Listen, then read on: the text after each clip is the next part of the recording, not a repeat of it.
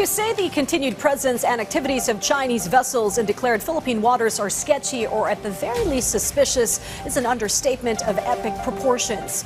Also, instead of lowering the number of its patrol vessels, the Philippine Navy has actually monitored that China ships in the West Philippine Sea have actually increased as of late. Patrick De Jesus has more.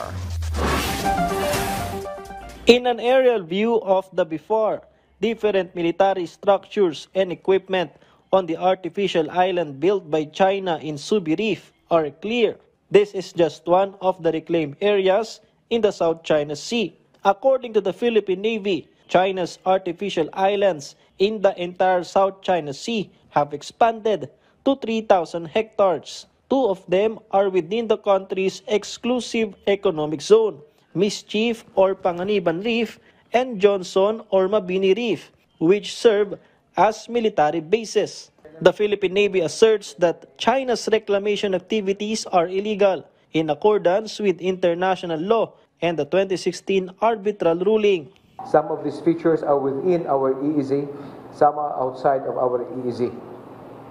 Is there a creeping invasion? Yes, and this has begun since 1992 when we started noticing Chinese markers in the expanse of the West Philippine Sea and the South China Sea.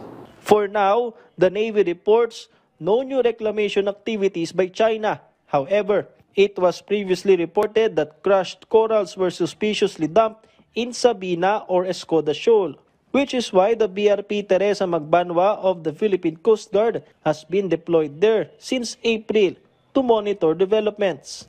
That is the significance of our Coast Guard ship almost on a permanent basis there. That is the significance of the increased patrols by the Philippine Navy in Sabina or Escada Shoal. Meanwhile, the number of Chinese ships in the West Philippine Sea has increased anew. Based on the Philippine Navy's monitoring, the number of Chinese ships, including the China Coast Guard, PLA Navy, and Chinese Maritime Militia, has risen to 122 from just 104 last week. The research vessel Hesue Sanjiao continues to stay within the vicinity of Escoda Shoal.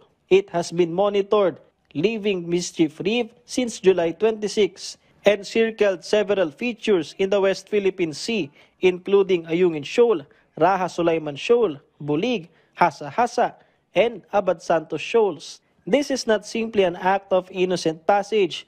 The activity of the research vessel, based on its track, is considered suspicious. There have been occasions when it apparently turned off its transponder or AIS. Pag nagsisigsag ka, may ginagawa ka ibang bagay. Kumbaga sa barangay natin, pag yung tao paali-aligid, may masamang intention yun. What type of survey, that remains to be seen. But it is not normal for a ship to be there, for a search vessel to be there, and her track is not continuous and expeditious. Patrick De Jesus from the National TV for a new and better Philippines.